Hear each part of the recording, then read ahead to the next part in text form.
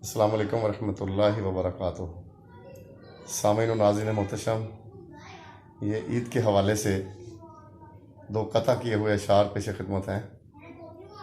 तो लिखा है कि हिलाल ईद उभरता है उफ़क़ पे नवीद मुसर्रत लेकर।